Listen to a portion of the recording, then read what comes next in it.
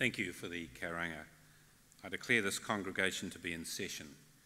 Please remain standing and join with us in singing the traditional graduation song Gari Amas, the words of which are printed on the screen.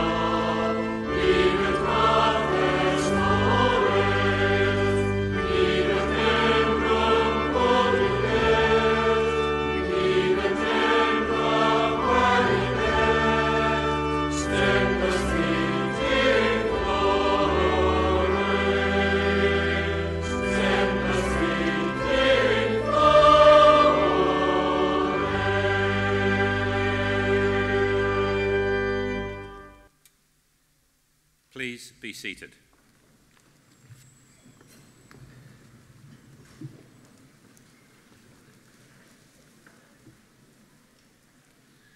Eina waka, eina manga whakahi, eina taiwha, tēnā koutou katoa. Ki orana, talofa lavo, mala elo mali, talofa lahi atu, talohani, whakatalofa atu, Nisa Bula, Nimenhau, Massey, Nahaba. A very warm welcome to this, your ceremony. This is one of 6 here in Auckland this week, and they're the first in our graduation season that continues in Manawatu and Wellington over the coming weeks. I wish to begin by acknowledging fellow council members and academic staff on the stage behind me, professional staff from Massey who have made this event possible, and distinguished guests. My name is Chris Kelly and I'm a very proud Massey graduate and have served as Chancellor for the past year. This week we have a total of 1,205 students crossing the stage. Of those, 25 will be conferred with the highest academic qualification the university offers, a doctoral degree. At this ceremony, we have a total of 158 graduands, of whom 27 are masters, and we have 9 PhDs. By the end of the year, Massey University will have produced an additional 6,000 new graduates, bringing our total active alumni who we are in constant contact with around the world to 130,000. Today is a day of celebration. It's your day. It's an opportunity for the university and you, your whānau, your friends and loved ones, to recognise the hard work you have done and what you have achieved as a result of that hard work. Please feel free to make plenty of noise as the graduands cross the stage. Modern technology increasingly makes it easier for us to connect with one another. It means that we can share your big day with an audience far wider than those of you who are here in person. All our ceremonies are now streamed live on the internet, and there is a link to the Massey homepage, which I'm sure many of you have already discovered. Please feel free to put the link on Facebook, or text, or tweet, or email it to anyone who is unable to be here. It will be a permanent record of what I'm sure for many of you will be amongst your proudest moments. And while talking of recognition, it's important that you remember to thank all those people who have backed you and contributed to your success during your studies, your family, your friends and the faculty and support staff of the university. To ensure you don't forget, can I ask graduands please to stand and applaud your family, friends and your teachers.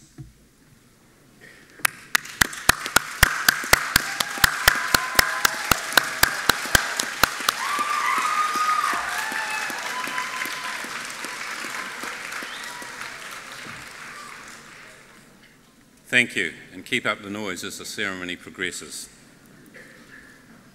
The ceremony we're about to go through today, however, is very traditional. It has its roots in graduation ceremonies developed some 800 years ago. The traditions such as the robes we wear, capping, the mace, the singing of Gaudeamus and the awarding of honorary degrees to outstanding citizens link us to the strong heritage of universities.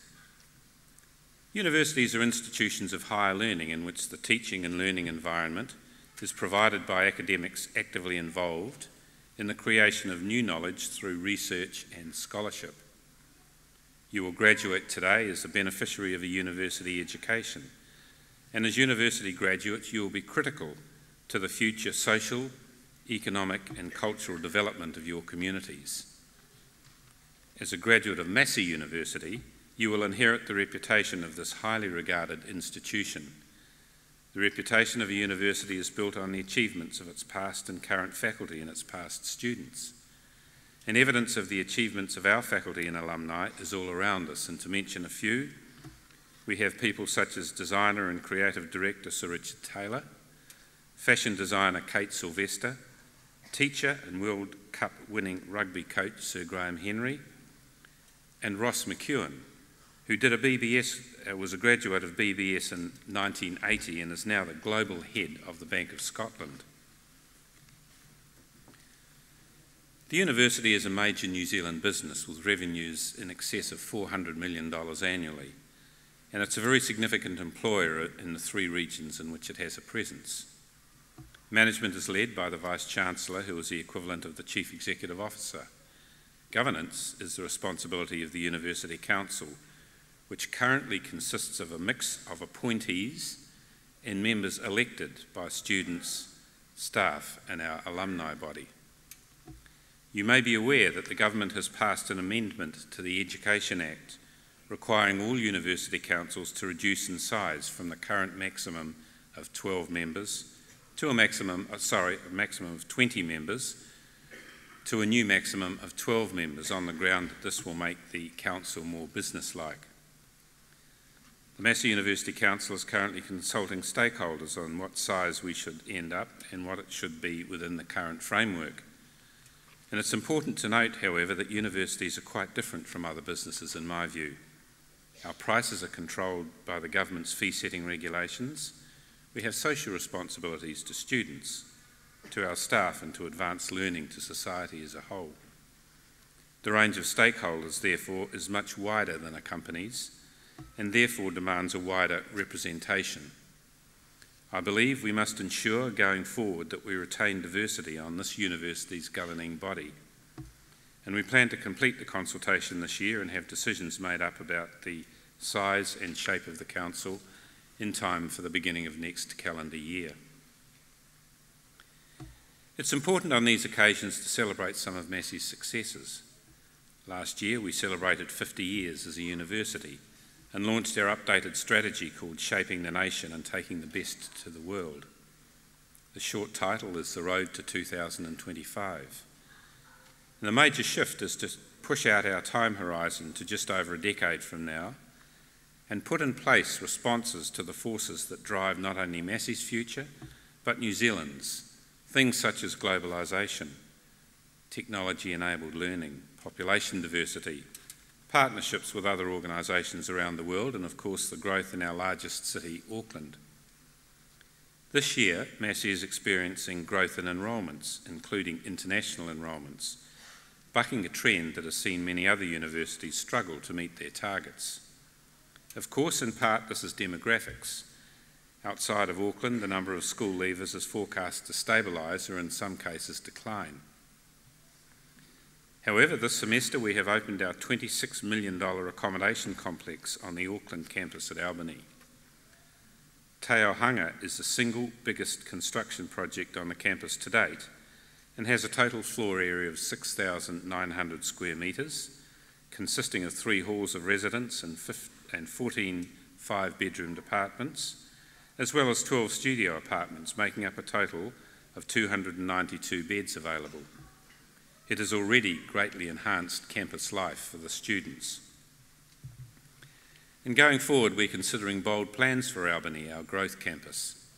We're considering investing in infrastructure which will allow the opening of the West Precinct to enable significant capital expenditure, which will in turn accommodate additional students in line with our growth strategy.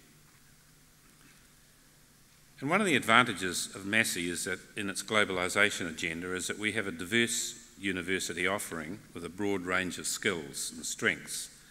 There are many compatibilities in those areas of strengths, in design and in arts. And in agriculture, in which we rank among the best in the world, is underpinned by science, and of course food production remains New Zealand's biggest business, which in turn links to nutrition and health, both in animals and in humans.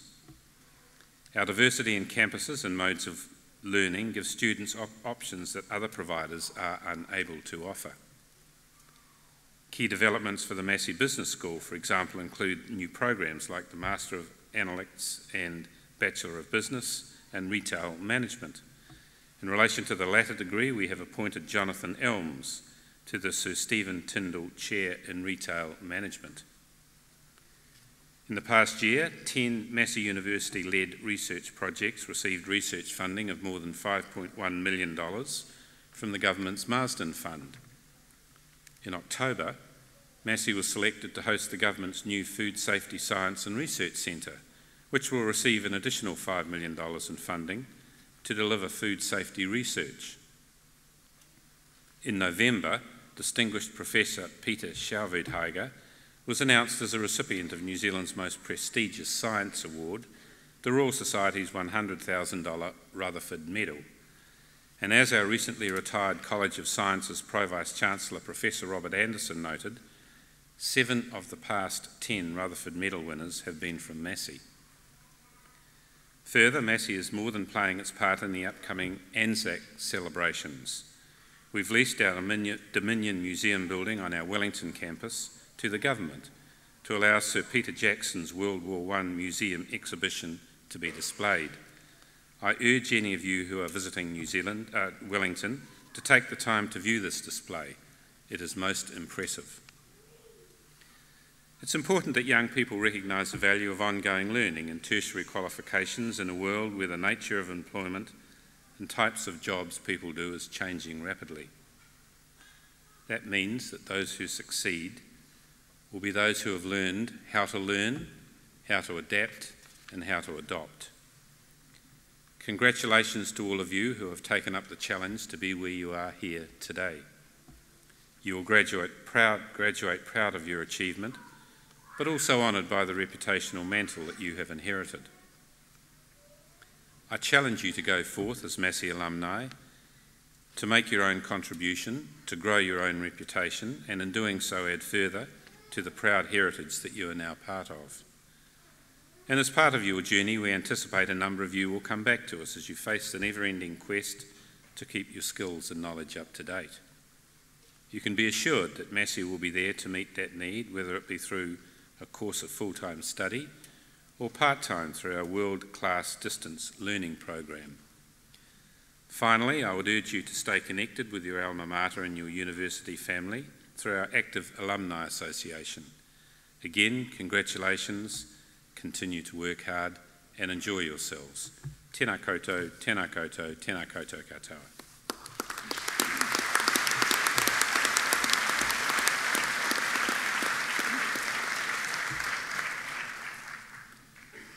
By the authority of the Council of Massey University, I, Chris Kelly, Chancellor, will now award the certificates and diplomas and confer the degrees on those to be presented and on those in absentia. Chancellor, the Regional Director and a Professor of Anthropology from the School of People, Environment and Planning will present to you graduates and recipients of certificates and diplomas in the College of Humanities and Social Sciences.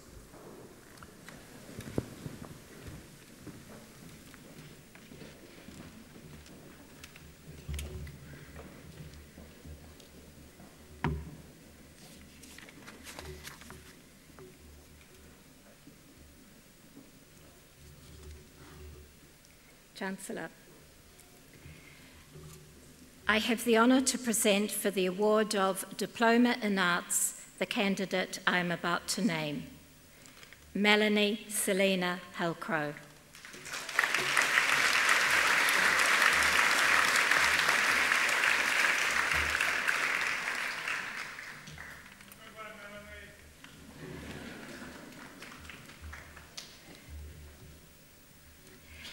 Chancellor, I have the honour to present for graduation in the degree of Bachelor of Arts the graduands I'm about to name.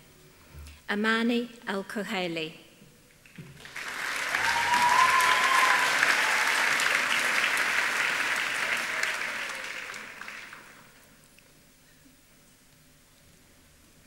Kirsty Alva Antonovich.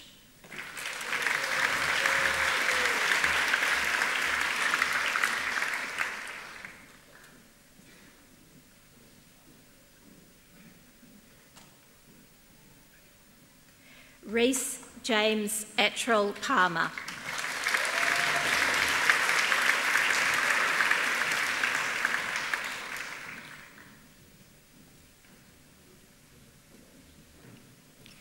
Sarah Louise Babu.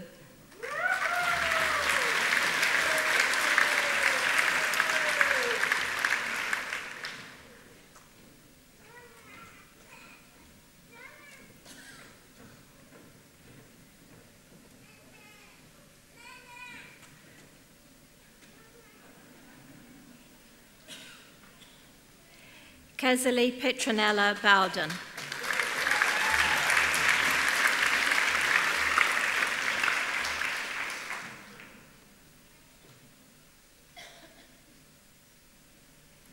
Mark Kevin Brown.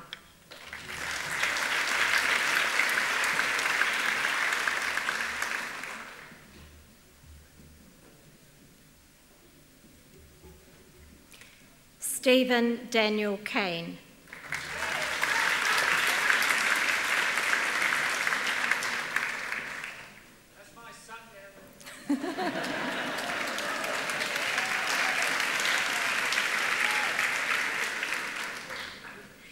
Carrie-Anne Jane Chevelle, Massey Scholar.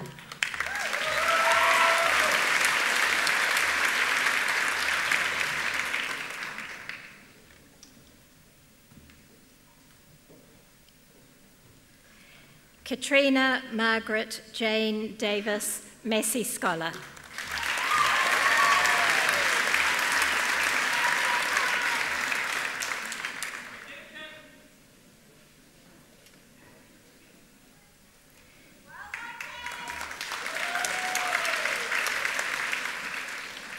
Sarah Jane Didsbury, née Chu.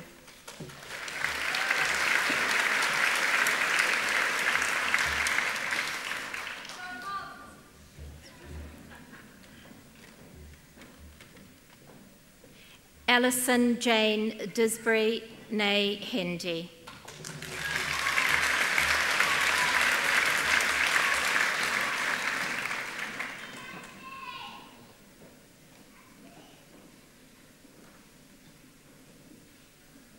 Kahukura Mary Epiha.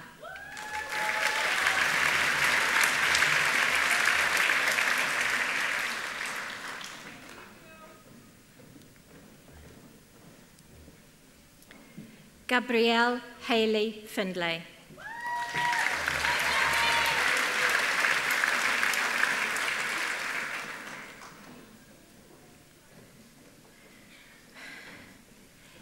Chelsea Ann Ford.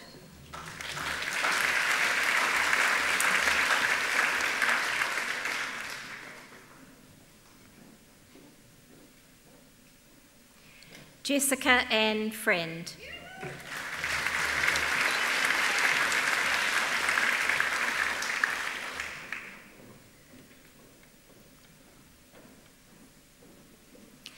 Louise Emma Garside.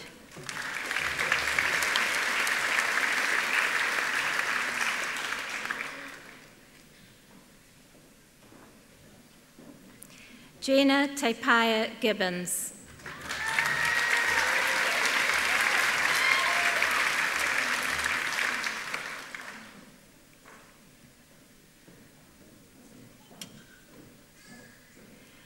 Bridget Marie Gibson.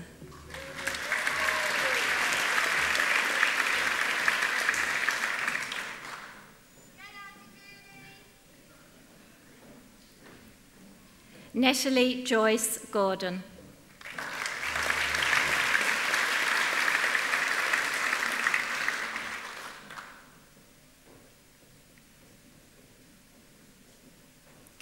Ian Malcolm Grant.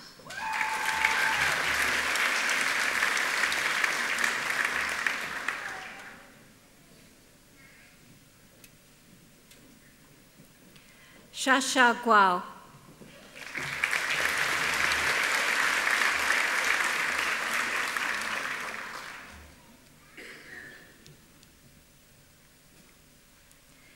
Sarah Hamilton Hibbard.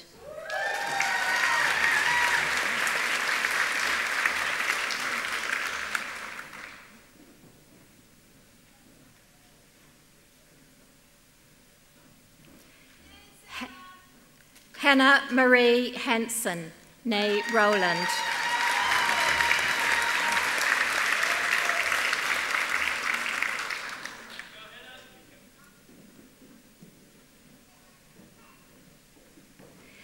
Nathan Elliott Hawkins, Massey Scholar.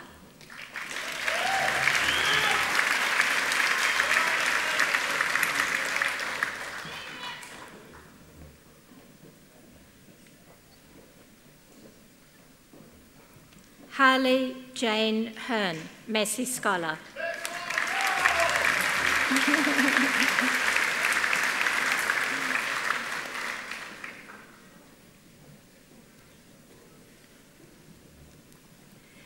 Rebecca Lee Hines.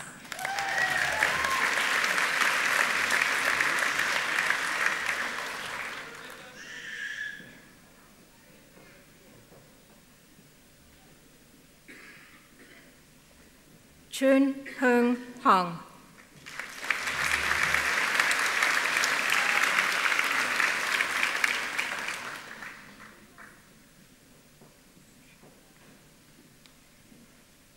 Maria Howley, Massey Scholar.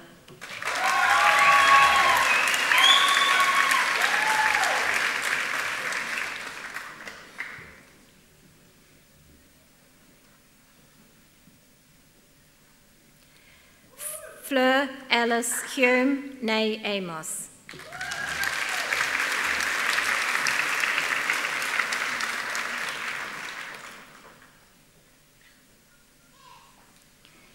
Desiree Taylor Jeffrey.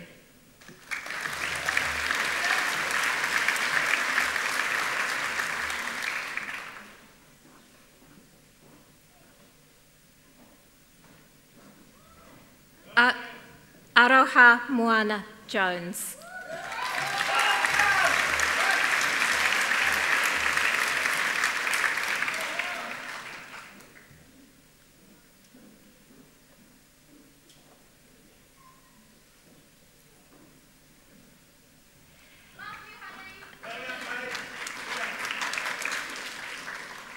Navdeep Kaur.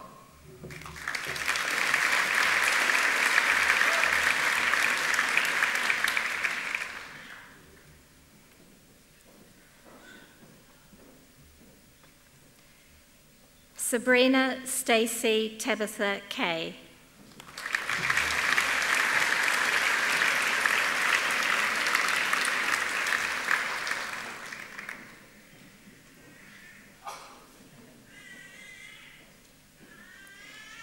Beth Hannah Kelly.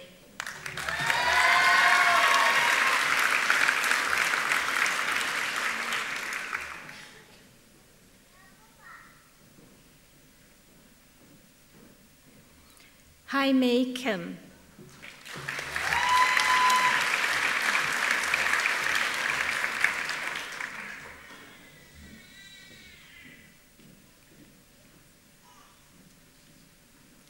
Ji Yoon Kim.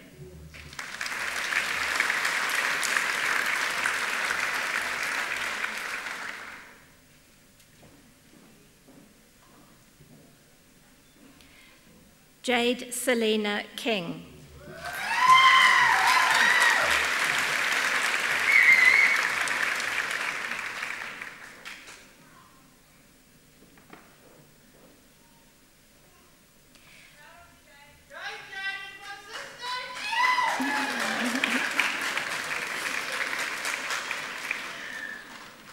Janice Rosemary Grace Kither.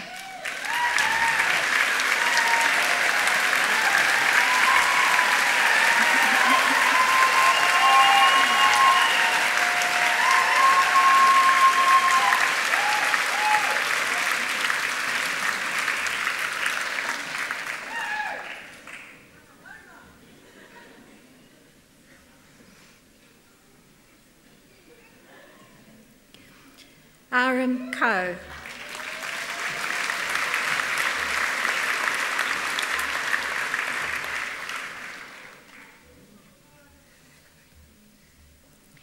Melissa Jancy Langridge.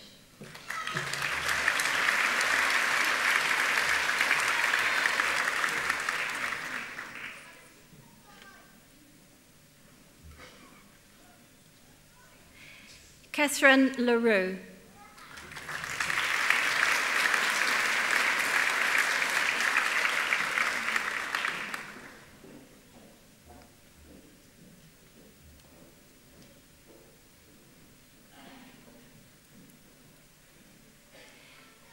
Leanne Faye Leckie.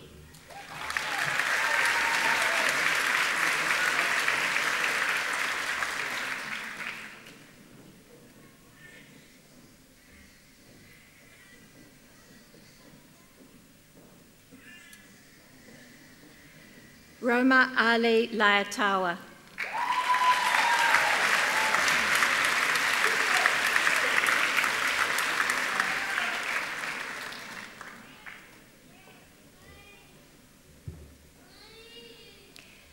Yenyon Lu.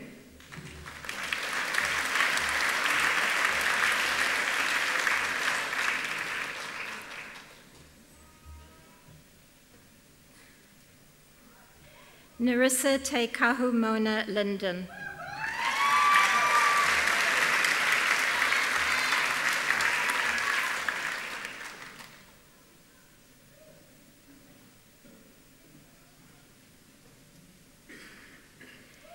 Vera Ellen Lynn.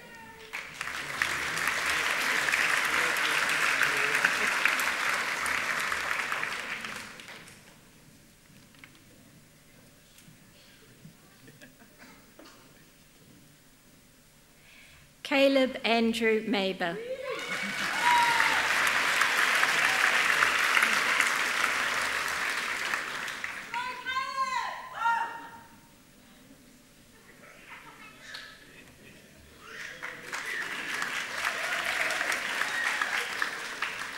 Miriam Louisa Martin.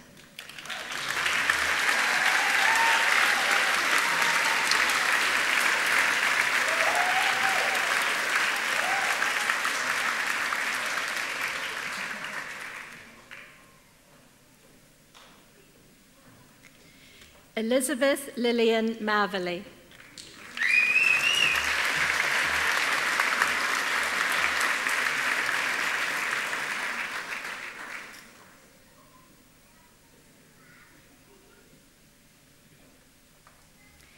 Aaron Mark Trevor Matchett.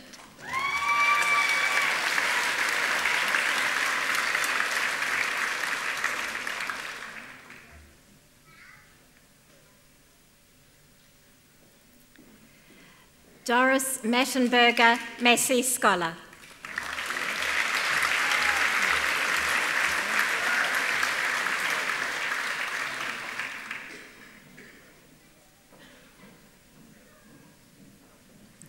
Andrew Ross McCabe.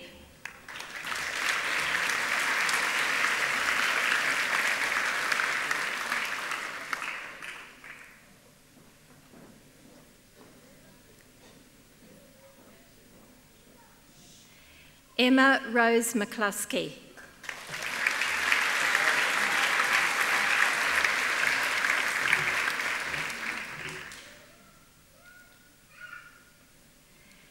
Jonathan Barry MacDonald.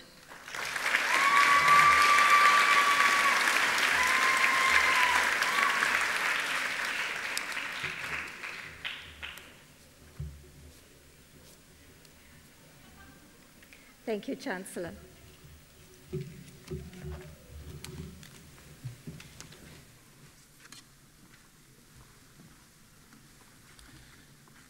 It is now my great pleasure to invite Harvey Brooks to address the graduands. Harvey has a BA in Geography, but from the University of Auckland. We'll forgive him for that. And also a Master of Arts with First Class Honours.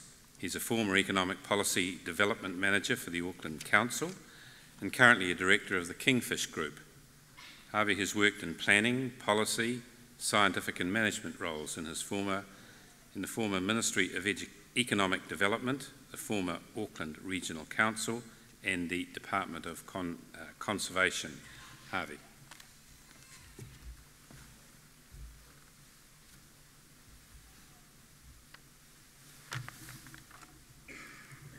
Chancellor, Vice-Chancellor, members of Council, university staff, graduates, students, families and friends. Kia ora tātou. Ko Harvey Brooks, tōku ingoa, no pūtararu auhau. Engari, mai 1976, tāmaki makoto, tōku kāinga. Maunga kia tōku maunga, waitamata tōku moana, nā reira, ki tōku whakaro, no tāmaki makoto, hoki aho. Good afternoon. I speak to you as a proud Aucklander. I want to start by saying what an honour it is to address you, the graduates of 2015, and to be with you on this very special day. There are two things I'd like to reflect on today, which I hope are relevant to you at this very important moment in your life. These are certainly not in the form of advice, but perhaps some reflections from one slightly older graduate to you all on the passage of time, wisdom, and our shared future. The first is to pause for a moment and think about what it is that you have achieved and what it means for you and the good society which I hope as students of the humanities you are motivated to contribute towards. You are all to varying degrees experts in your fields. Some of you will go further and further into that field to the point where you are truly at its frontier, and I suspect some of you are already there. I suspect the great majority of you will choose an incredible array of careers which will carry you to places which, from the vantage point of today, will seem unimaginable. Perhaps what you now possess via your qualification is not just knowledge in an expert area, but more so the ability to apply yourself widely and wisely for the benefit of society. According to the oracle of all truth, which is of course Wikipedia, scientific knowledge is growing by a factor of 10 every 50 years. This means that half of what scientists know today about any particular subject will be wrong or obsolete in just 45 years, which makes me about half wrong. Another expression of this is Moore's law. Moore, who was the founder of Intel, noted that computing power doubles about every 2 years, which is of course an exponential rate. As our level of knowledge is now so intertwined with the computing power we have in all of your pockets right now, I bet, which we need for the most mundane things apparently, the obvious consequence of this is that the half-life and relevance of our current knowledge is also becoming shorter and shorter. I have a bit of a personal story on this which is quite unscientific, but I perhaps will illustrate the point and tell you how old I am. When I set out on my master's degree in 1990, I bought a state-of-the-art Apple Mac II computer for about $3,400 in today's terms. In those days, of course, computers had no internal memory at all, and you spent your time shuffling mini disks in and out of a slot on the front of the computer. So like my colleagues, I bought a 20 megabyte external hard drive for $1,700 in real terms. So the hardware and software required meant that just 1 megabyte of memory cost me $255 in 1990. Today, an Apple iMac retails for about $1,995, and it comes with 1 terabyte of internal memory. Now, a terabyte of data is 1,024 gigabytes, and a gigabyte is 1,024 megabytes. So a terabyte is 1.048 million megabytes. That means today's equivalent Mac has 52,000 times the memory of my Mac in 1990. Hence, in real terms, not only has an approximately equivalent PC improved its performance more than 50 times over in that time. It's fallen 41% in costs, and the cost of its internal memory is now 6 cents per megabyte of storage capacity, or about 97% cheaper than it was 25 years ago. So, if I was able to buy a computer of 1 terabyte of memory in 1990, and heaven knows what I would have done with it because selfies hadn't been invented, 2 conclusions could be reached. Firstly, I would have had in my possession a supercomputer. And secondly, I would have had to have parted with, in today's dollars, $267,386,880. A full $250 million. And not many student loans would stretch that far, I suspect. My point is that whatever you know today, however you know it, whatever you think is state of the art, and whatever you think of the future, unless you keep learning and keep growing your knowledge of the world, you are almost certain to be wrong to some extent. At the very least, at some of the time, you will need to give up on at least half of what you know today and reinvent your knowledge. That's just a fact. So then, what is the point of the qualification you have just worked so hard to get? You have received, and excuse my gross generalisation, a licence to learn by way of a diploma or a bachelor, a licence to apply your knowledge via research and write a decent and detailed report via a master's degree, and the right perhaps to lay claim to new knowledge in a specific field via your PhD. Those licences and rights are insensitive to Moore's law, the half-life of knowledge, or the price of hardware at Noel Leeming's. In fact, they are what drives that constant reinvention of knowledge for us all.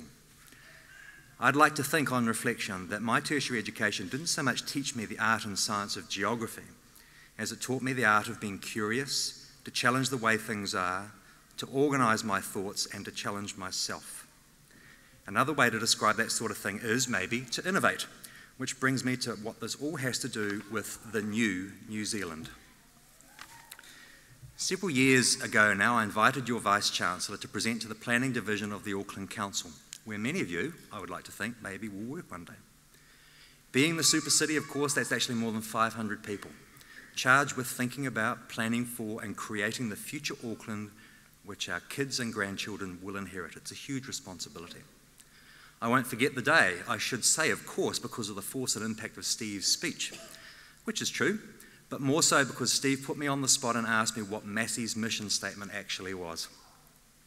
I'll admit that I made some waffly suggestion that it had something to do with innovation, recalling Steve making his own ads on an iPhone and driving an electric car down the hallways of campus, both of which were at least partially innovations from Massey.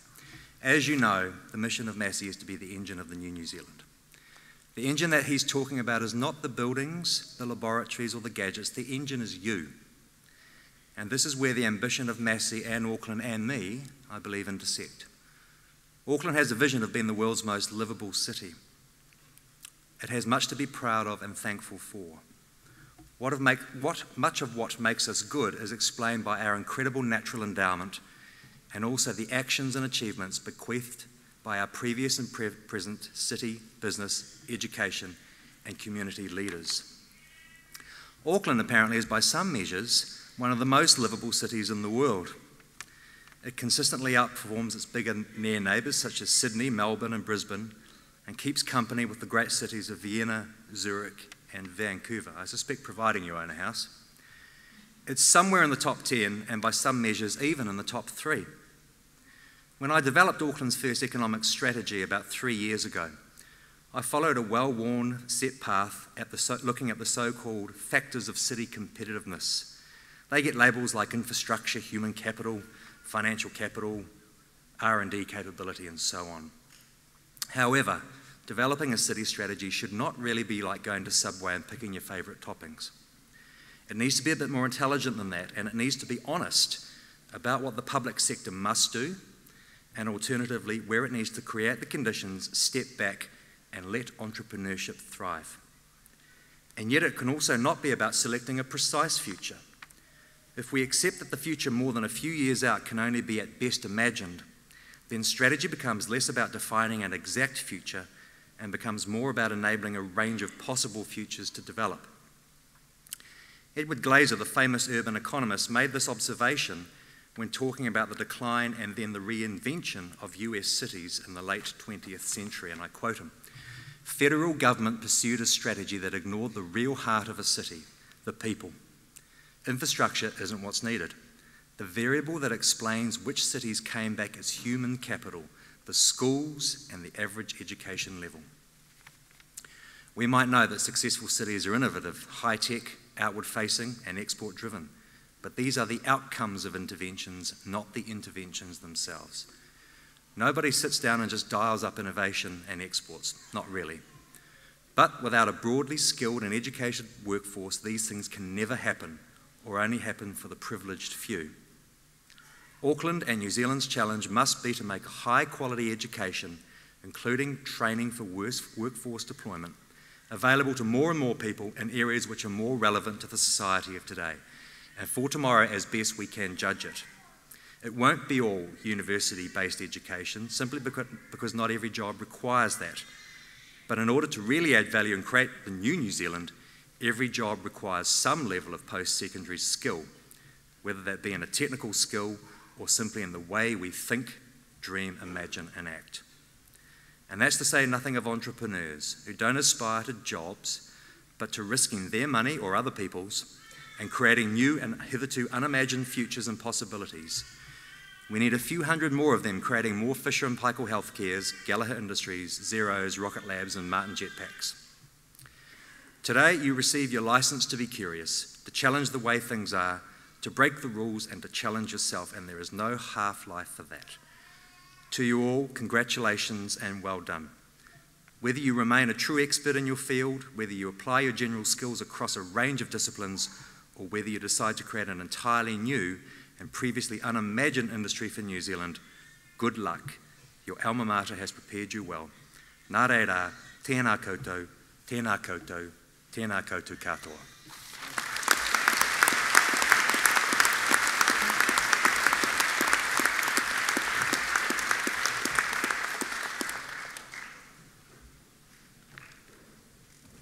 Thank you, Harvey, for that most interesting address.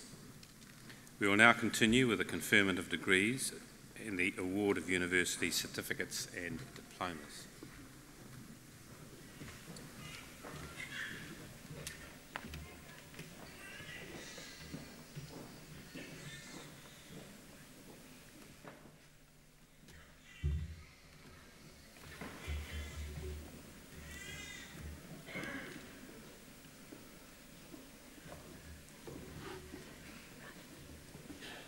Chancellor, I have the honour to present for graduation in the degree of Bachelor of Arts the graduands I am about to name. Moana Marie Moller.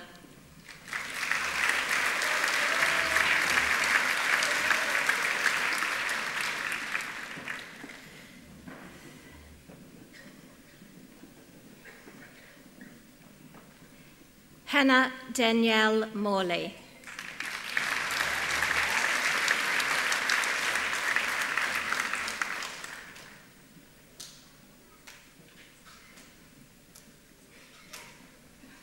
Heather Craigmile Morrison.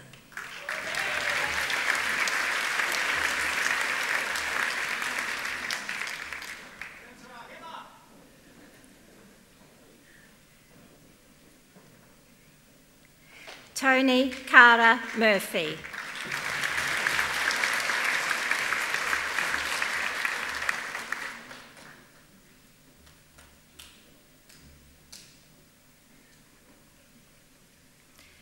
Errol Reuben Murray.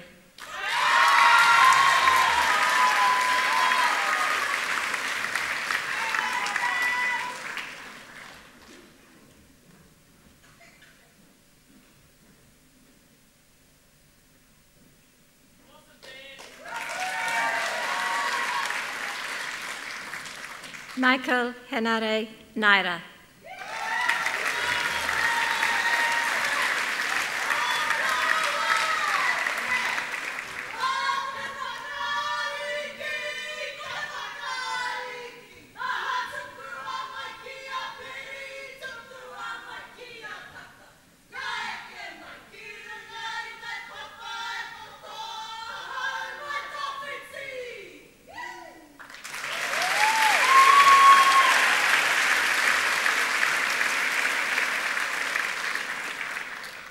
Christelle Simbi Natawe.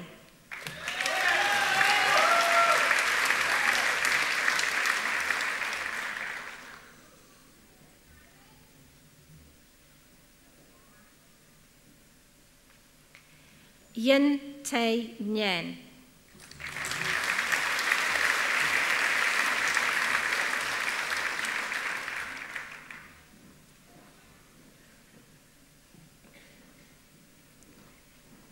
Jade Louise O'Neill.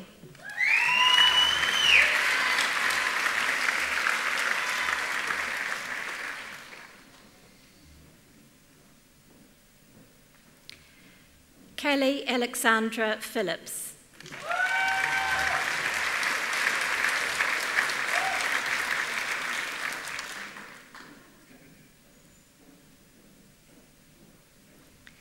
Kylie Amanda Proven.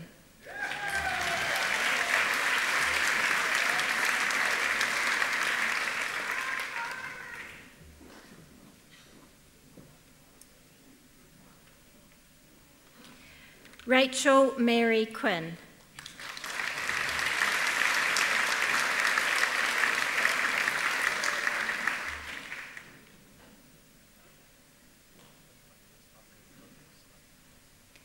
Jacqueline Mary Quinlan Dorbeck.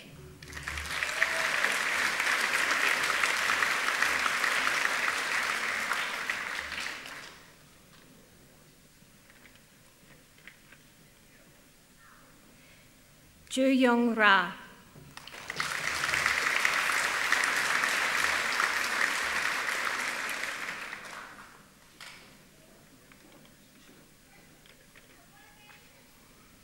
Ratu Georgie Rebelaitonga Ratuva.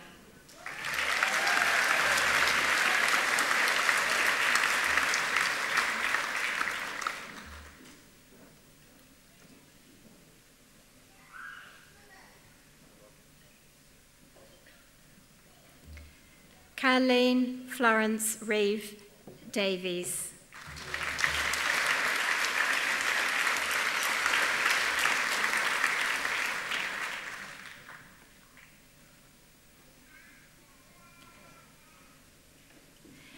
Michelle Kim Shanley.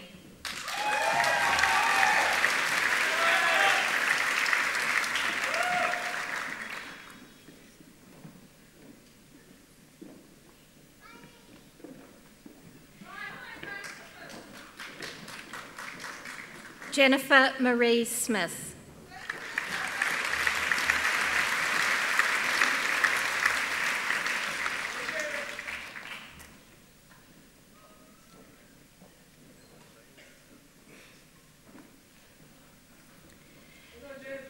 Chloe Cossa Stanage, Massey Scholar.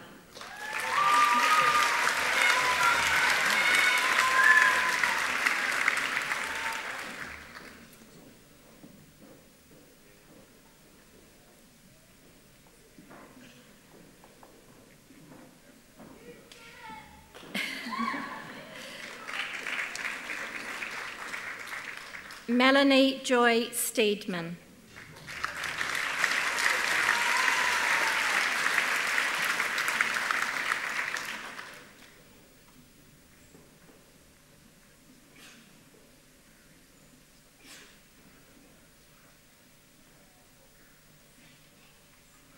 Bethanne Jane Stent Nakafali.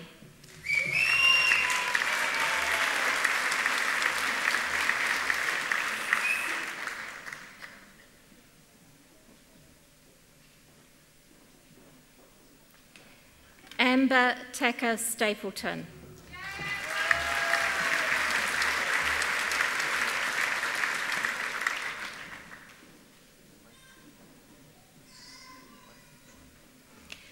Miriama Christine Totala.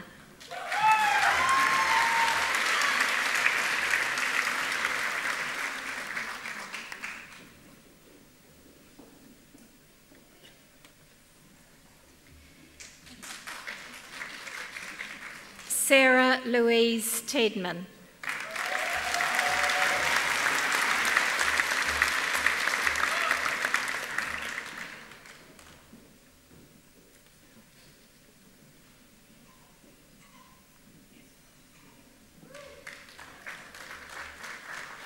Samantha Thornber.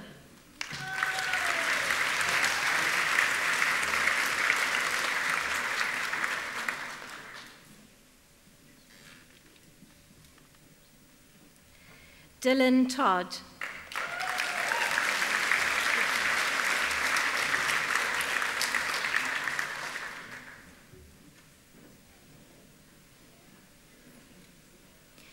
Vonnie Ruth Van Niekerk, Massey Scholar.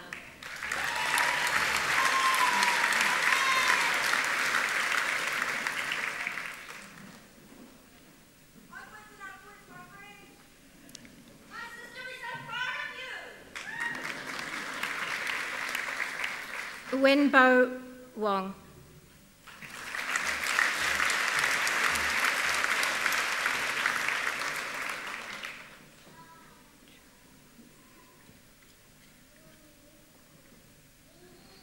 Wendy Juan Wong.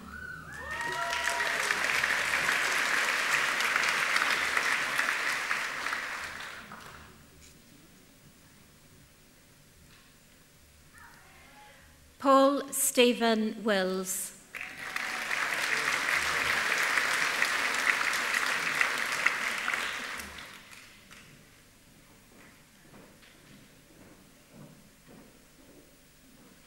Iwei Yuan.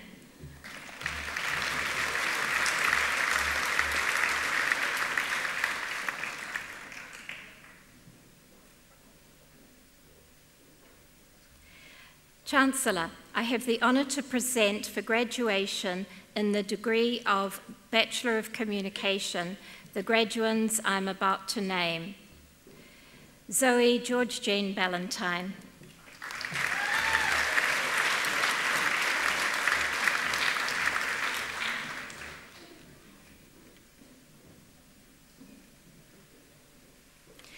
Mariah Dawn Luxford.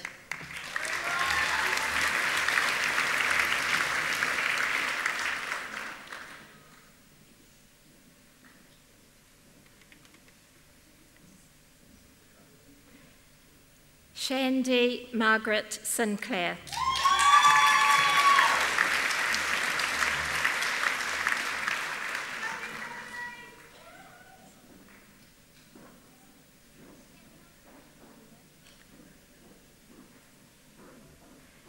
Tiffany Wheelock.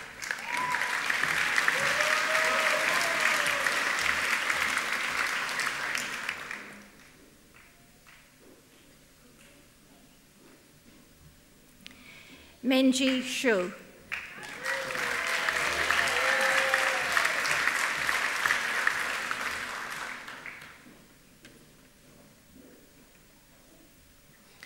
Chancellor, I have the honour to present for graduation in the degree of Bachelor of Arts, Bachelor of Business Studies, the graduand I'm about to name. Lydia Ann Martin Nay Dawson, Massey Scholar.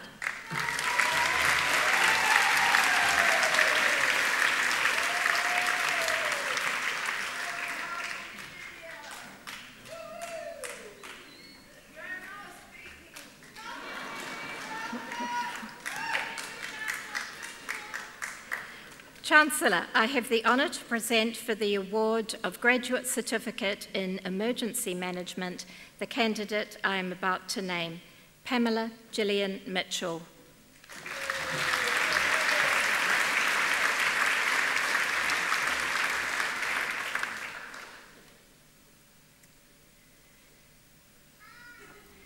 Chancellor, I have the honour to present for the award of Graduate Diploma in Arts the candidates I'm about to name.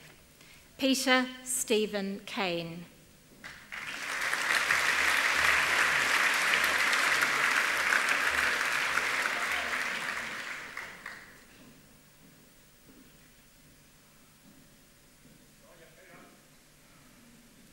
Rebecca O'Gorman Dove, née O'Gorman.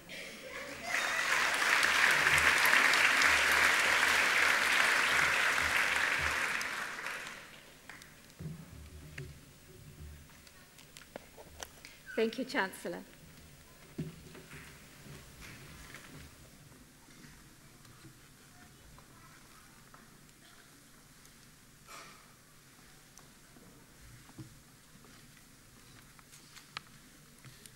Please now join with me in welcoming Pacific Island vocalist Ngā Nei to entertain us.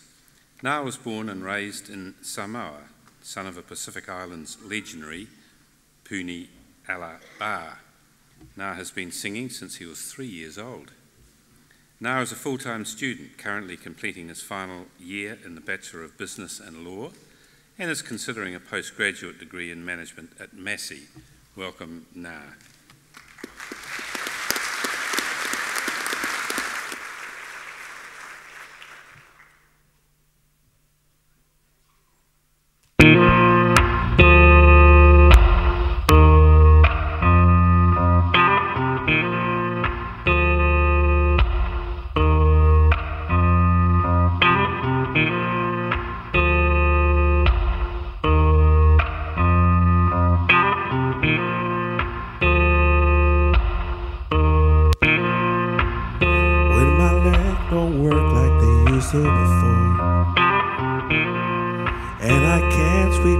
Of your feet,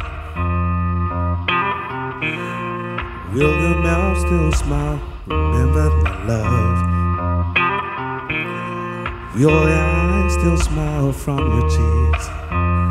And darling, I will be loving you till we're 70.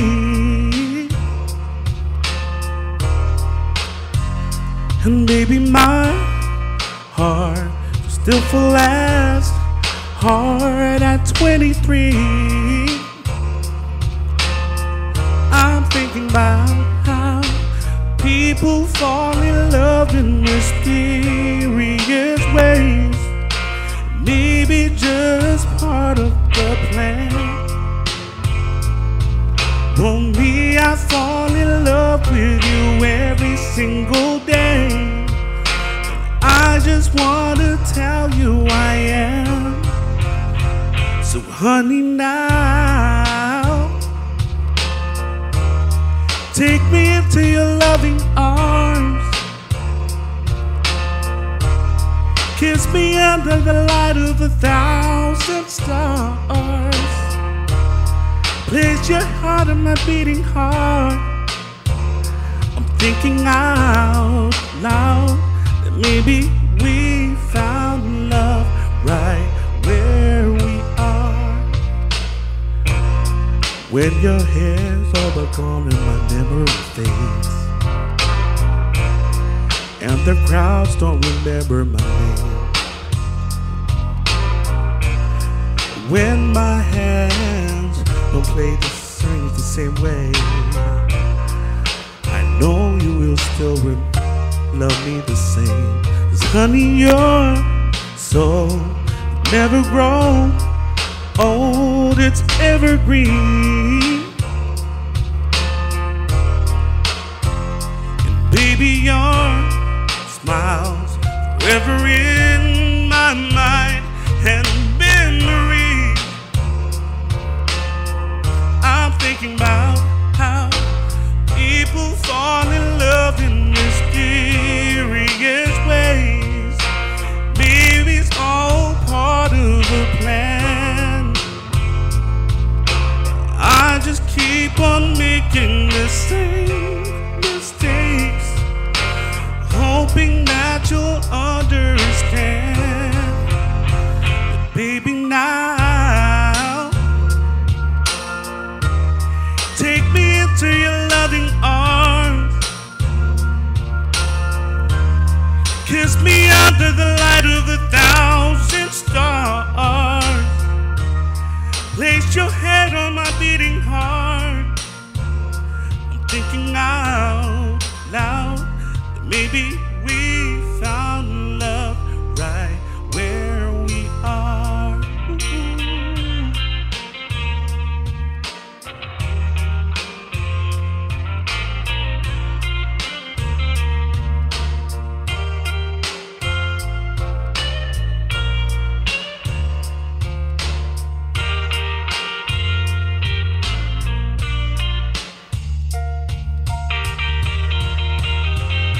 So baby, now take me into your love. loving arms. Kiss me under the light of 1,000 stars. Place your head on my beating heart. I'm thinking out loud that maybe we found love right where we are. Maybe we found love right where we are.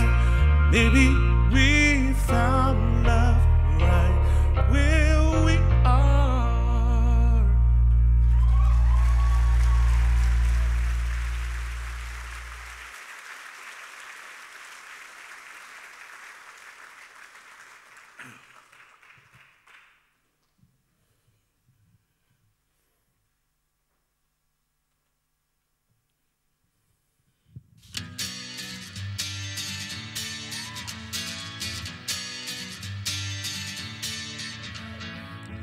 Feeling my way through the darkness, guided by a beating heart.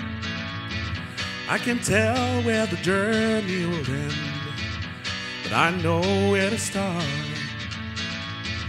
Tell me I'm too young to understand. They say I'm caught up in a dream. Well, life will pass me by if I don't open up my eyes. Well, that's fine by me. So wake me up when it's all over, when I'm wiser and I'm older. All this time I was finding myself and I didn't know I was lost. So wake me up when it's all over, when I'm wiser and I'm older. All this time I was finding myself and I didn't know I was lost.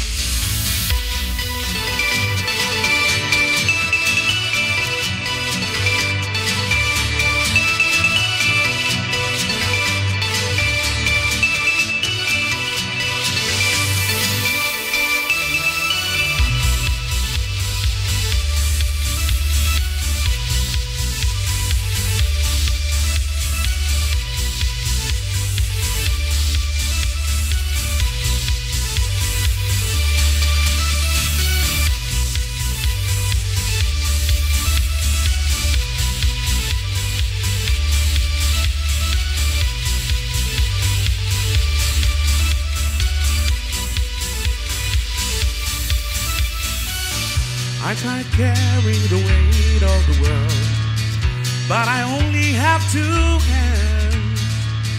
I hope I can get the chance to travel the world. I don't have any plans. I wish that I could stay forever this young, not afraid to close my eyes. Life's a game made for everyone, and love is the prize. So wake me up when it's all over, when I'm wiser and I'm older. All this time I was finding myself and I didn't know I was lost. So wake me up when it's all over, when I'm wiser and I'm older.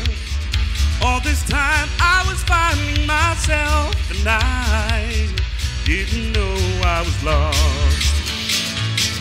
Didn't know I was lost. Didn't know I was lost. Didn't know I was lost. Didn't know I was lost.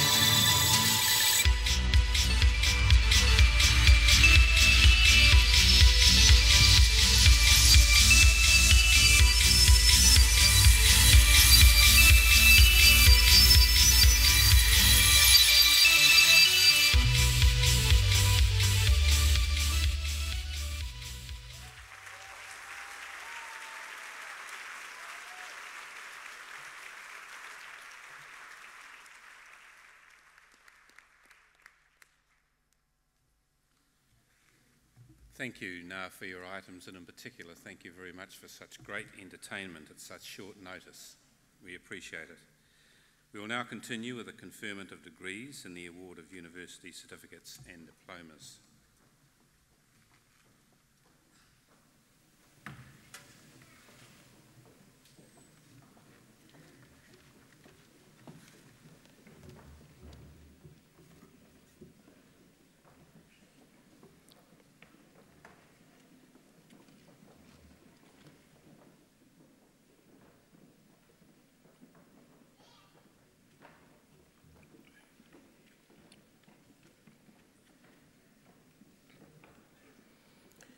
Chancellor, I have the honour to present for the award of Postgraduate Diploma in Arts the candidate I'm about to name, Petronila Farisai Massey.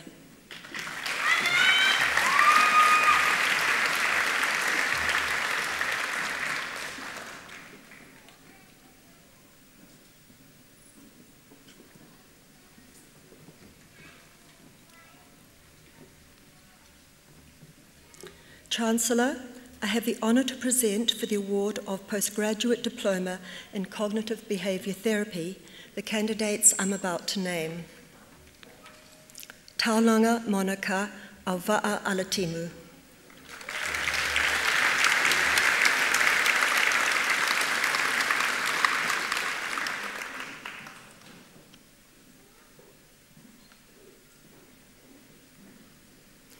Mika Kasuga.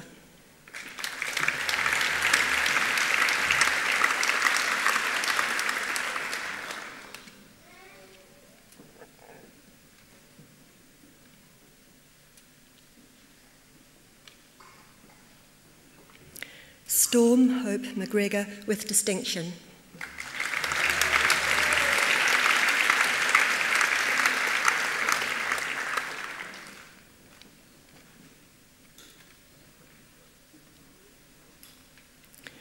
Maria McHugh ne Sokorak with distinction.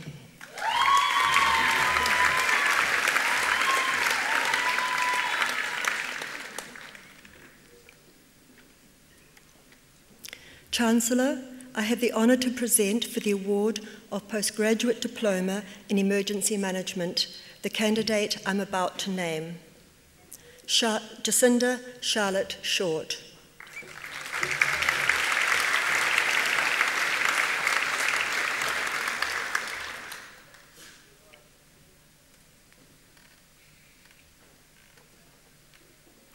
Chancellor, I have the honour to present for the award of Postgraduate Diploma in Museum Studies the candidates I'm about to name.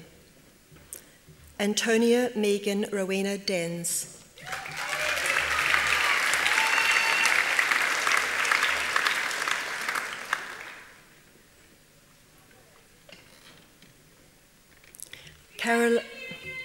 Caroline Patricia Ennan.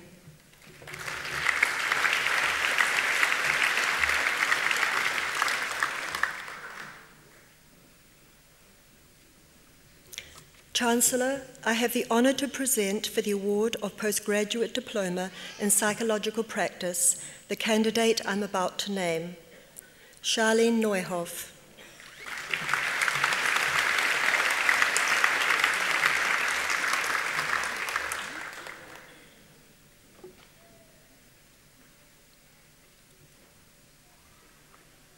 Chancellor, I have the honour to present for the award of Postgraduate Diploma in Second Language Teaching the candidates I'm about to name. Rosemary Linda Cross with distinction.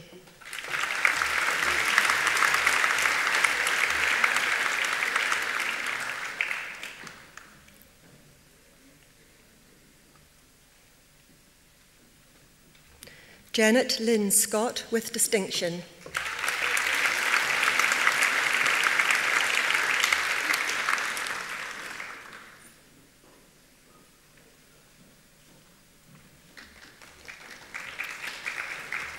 Chancellor, I have the honour to present for the award of Postgraduate Diploma in Whānau Development the candidate I'm about to name, Cherie Vivian Thompson with distinction.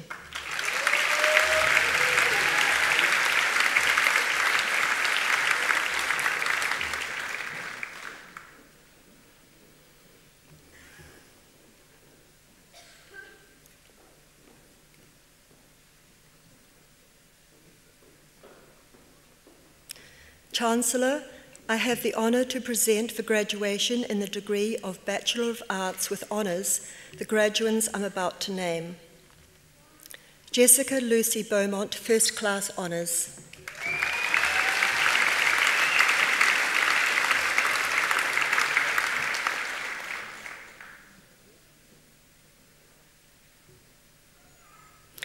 Anna Frances Brindy Dawson, second class honours.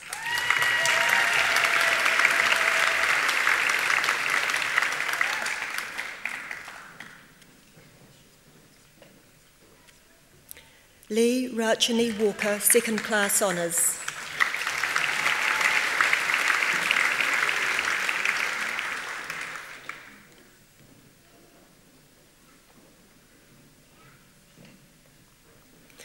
Muhammad Atir Abbas Zaidi, second class honours.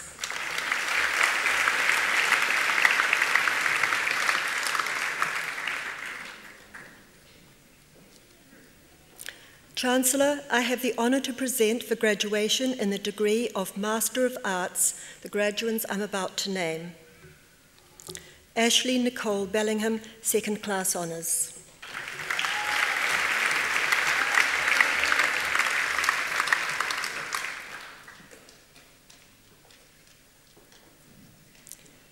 Dana Lee Cooper, first class honours.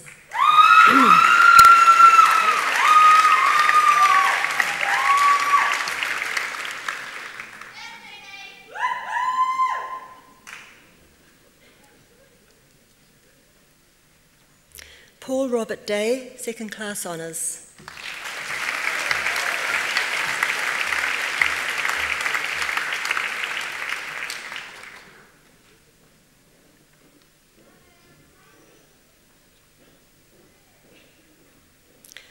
Susanna Mary Gatland, first class honours.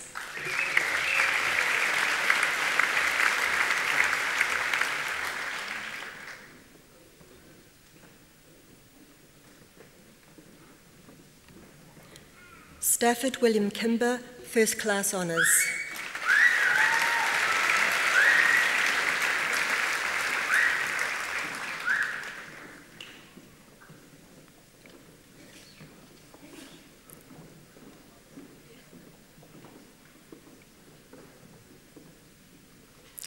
Claire Elizabeth Kinsella, second class honours.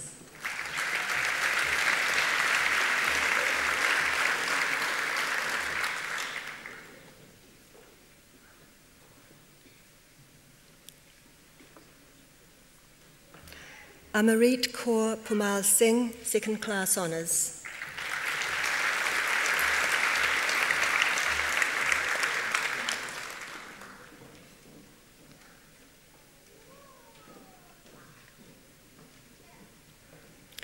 Katrina Marie Temitopi Nekanan, second class honours.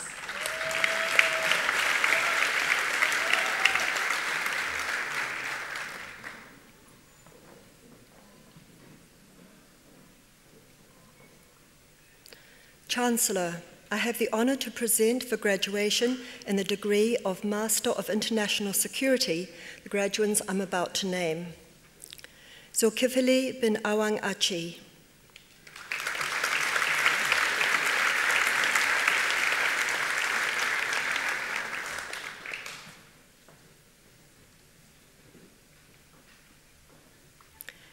Christopher Mark de Watner, with distinction.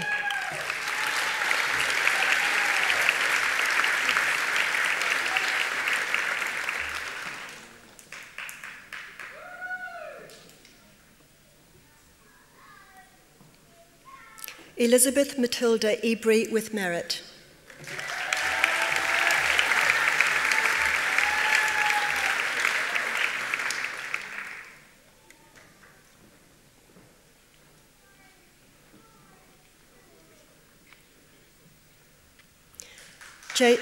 Jason Andrew Edwards, with merit.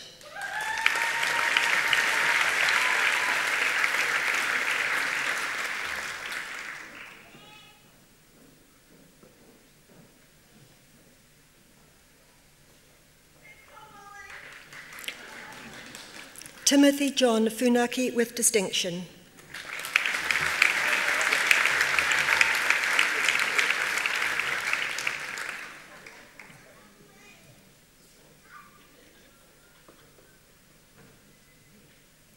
Robert Jason Malcolm, with merit.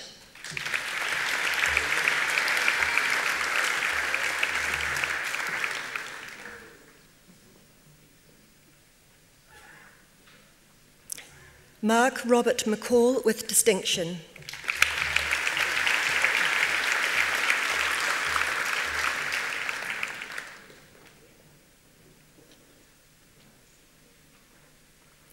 Justine Rouvet-Moore with distinction.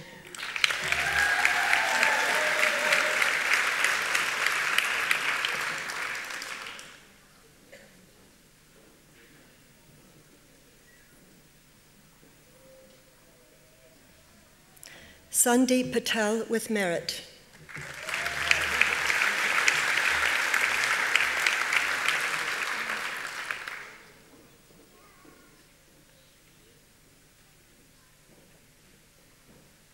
Christopher Michael Rumans with merit.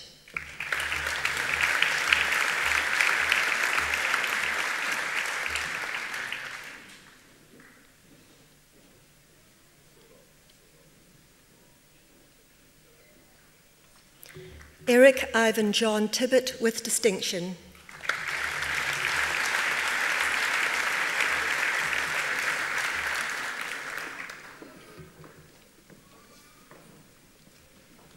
Chancellor, I have the honour to present for graduation in the degree of Master of Resource and Environmental Planning the graduands I'm about to name. Scott David Bicknell, second class honours.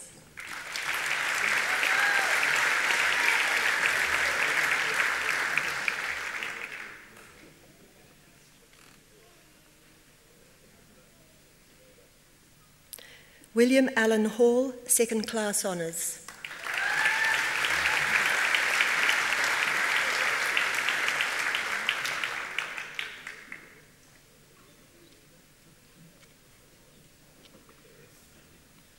Benjamin Christopher Murphy, first class honours.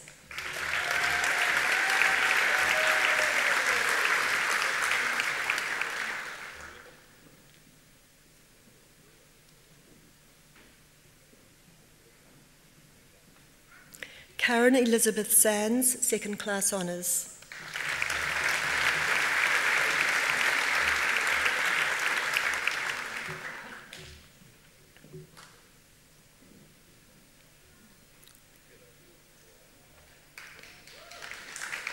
John Angus Turner, second class honours.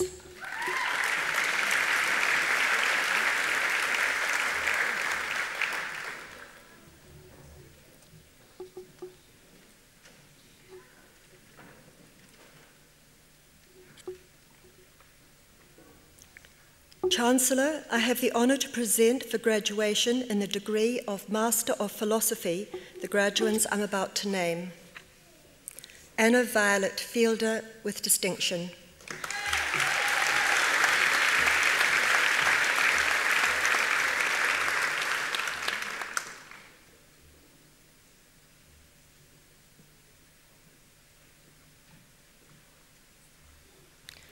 Raywin Y. Smith with distinction.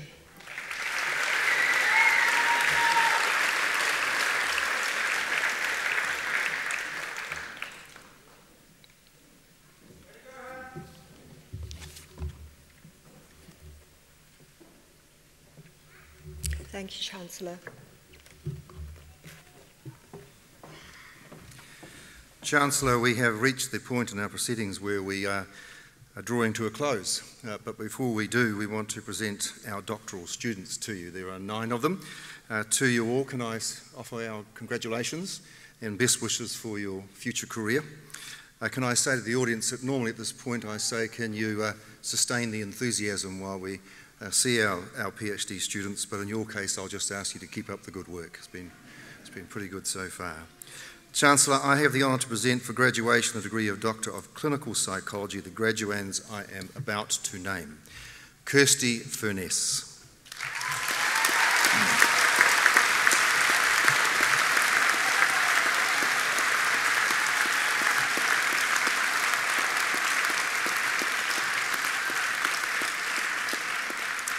Enhancing developmental assets such as self-efficacy, resilience and connectedness are central to positive youth development.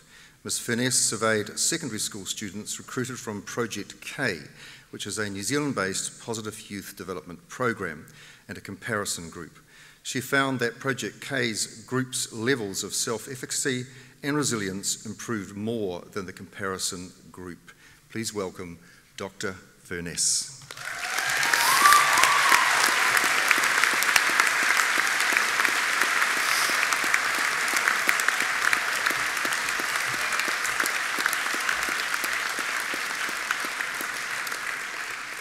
Shannon Lee Martin.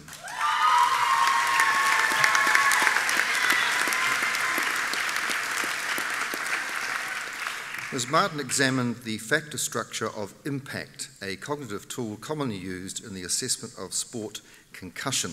Through a series of factor analyses, a new structure was identified and validated that differed from the current scoring structure proposed by impact. Such difference indicates a need for the items and scoring structure to be revised. Dr. Martin.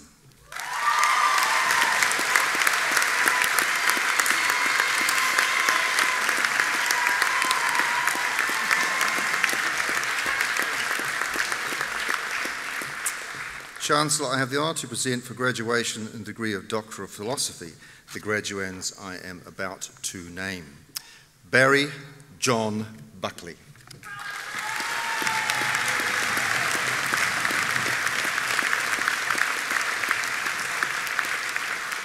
In 1945, a new phase in the lives of New Zealanders and a new role for the state began. Mr. Buckley examined 3 areas where the interests of the Catholic Church and the state intersected and how both parties chose to interact with one another. He found that the state established a relationship with the Church that was functional, at times warm, but not always well understood. Dr. Buckley.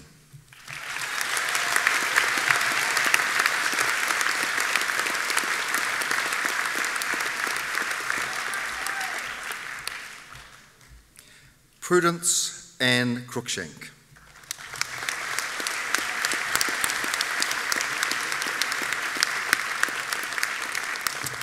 Intentional immigrant entrepreneurs implement and resource their business plans immediately upon arrival in a new country.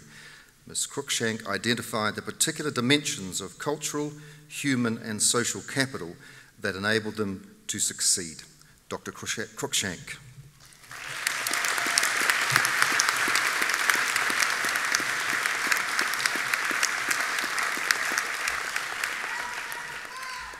Noel William Derbyshire.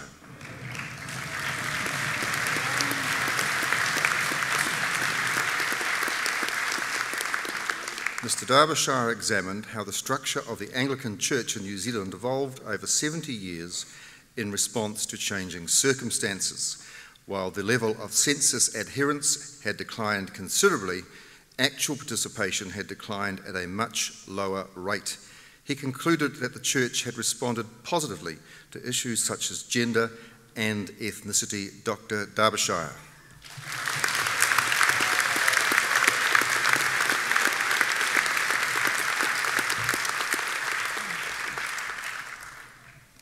Veronica Hopner.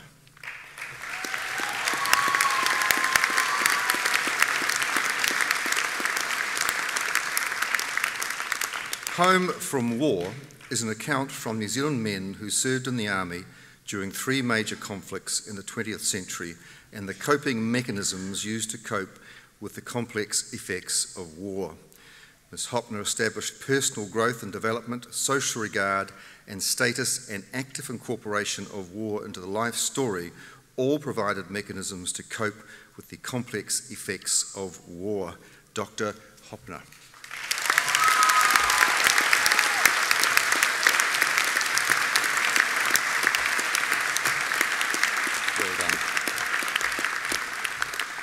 Robert Stanley Redmond.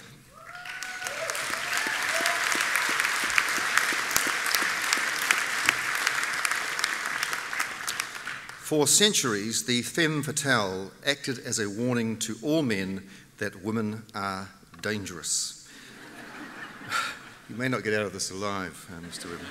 Mr. Redmond explored the place of the femme fatale in post-feminist, hard-boiled crime fiction. He argued that the threat of this fantasy arising from feminist advances has helped to redefine the politics of gender within selected crime fiction. Dr. Redmond.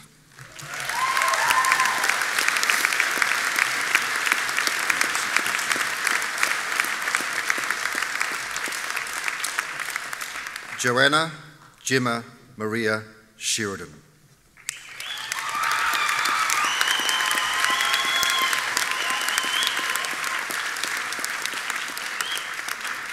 The desire to lose weight and maintain a reduced weight is common, especially amongst women.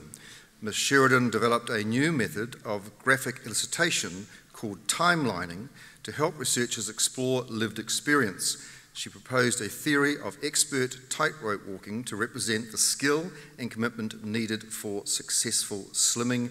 Dr. Sheridan.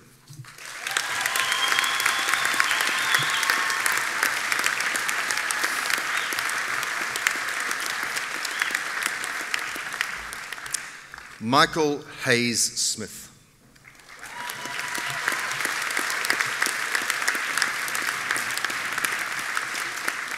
Being able to address both the educational expectations and the needs of the developing child requires established tools and resources.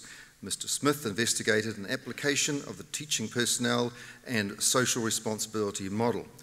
The 40-week study revealed that it is a valid model using progressive stages of social development and was effective in promoting personal and social responsibility in participants. Mr. Smith found that there is scope to consider the application of the model throughout primary schooling in New Zealand. Dr. Smith.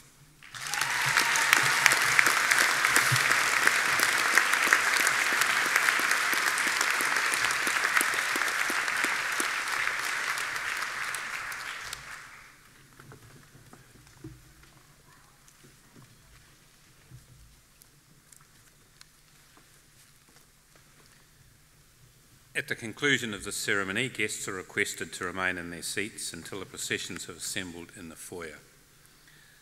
I understand that the Commons, where we began our procession this afternoon, is offering a 10% discount for graduands, graduates of course now, friends, family, and I'm sure other hangers-on if you want to avail yourselves of those services. I now declare this congregation to be adjourned. Please join us in singing the national anthem, God Defend New Zealand, the words of which are printed on the screen. We will begin with the Maori version of the anthem. Please stand.